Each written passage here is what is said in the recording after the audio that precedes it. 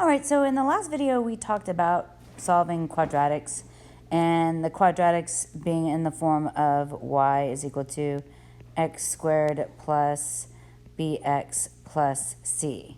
Okay, and as we said before, this term and these quadratic types are a value. There's an a value here, but it's equal to 1. All right, today I'm going to specifically talk about quadratics in the form where a value is not 1. Because when our a value is not 1, we have to do something a little bit more tricky. And we went over this before when we're factoring this trinomial.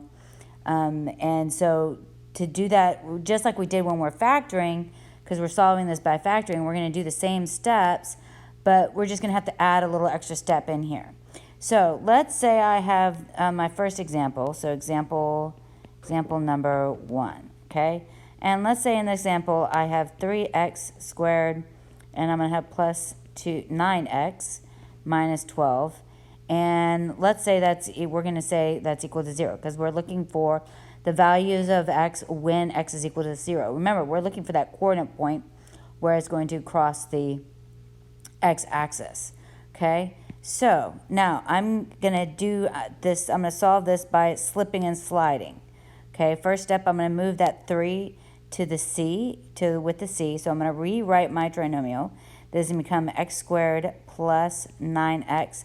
And then I'm going to take 12 times 3, which I believe gives me, 12 times 3 gives me 36. And that's going to be equal to 0. Now, just like before, all right, so I'm going to quite simply, I'm going to look at the c term. All right, so I'm going to write my table.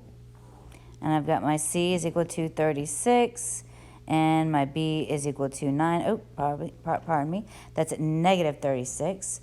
So negative 36, so that means we're going to have if I write my factors, we're going to have a positive and a negative here. Because in order for them to have the multiplication, the products of them to be negative, then one of those values, those terms have to be negative when we multiply them.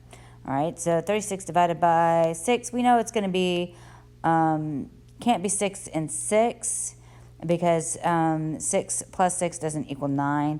We know we have the factors, we have, well, really, that would be negative 6 times 6. That would be equal to 0 when we add them up. So that's definitely not our factor. 36 divided by, 3, we've got 12. Times 3. Oh, look, that looks real promising. So if I have positive 12, 12 minus 3 does give me positive 9. So my factors are going to be positive 12 and negative 3, and I'm going to set that equal to 0. Now, what I noticed some of y'all were making the mistake here, y'all were saying in the videos of watching you weren't setting each of these factors equal to 0 to find that solution. You have to say x plus 12 is equal to 0, or x minus 3 is equal to 0.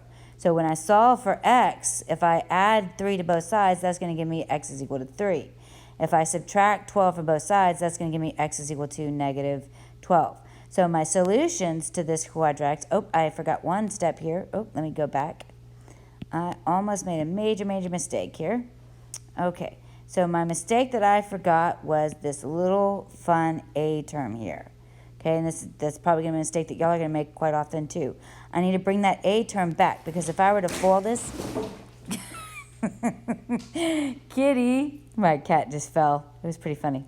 Anyways, so I need to bring that 3 back into play. Otherwise, if I foil that out, that's going to give me the terms, the x values for this quadratic here, x squared plus 9x minus 36, and we need to go back to the zeros to the original, okay, because the zeros for each of those are going to be different.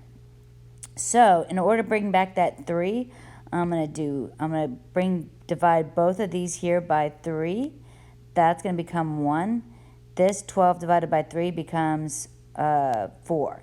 So really my factors become x plus 4 times x minus 1 equal to 0. So the solutions would be x is equal to, so then I'm going to say x plus 4 is equal to 0, or x minus 1 is equal to 0. I'm going to add the 1 to both sides, subtract 4, that gives me x is equal to negative 4 or positive 1. Now I know the solutions.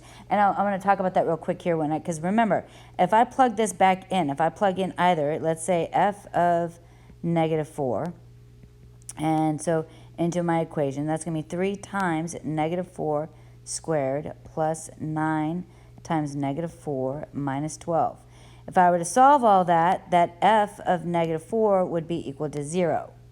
Okay, same with f of 1. Okay, remember, I'm replacing the y value with f of x, or the y, so I'm putting in that, talking about this in terms of naming our function, okay, because I can talk about that function being f of x instead of just y, okay? Now, if I have f of 1 and I were to plug in 1 into my equation, so that becomes plus 9 times 1 minus 12. If I were to solve this, this would give me f of 1 is equal to 0. So that would be the coordinate point, not 0. That would give me negative 4, 0, and 1, 0. So if I were to graph this, okay, the 0 is where it would cross the graph, would be here at 1, 0, and then at negative 4, 0 would be somewhere over there. And then wherever our vertex is, which we could find our vertex, so we could find the zeros, and we could also find our vertex by using the vertex formula. All right? Hopefully that helps you and reminds you on how to factor and find the zeros of a graph when our a value is not 1. I'm going to do one more problem in the next video, and then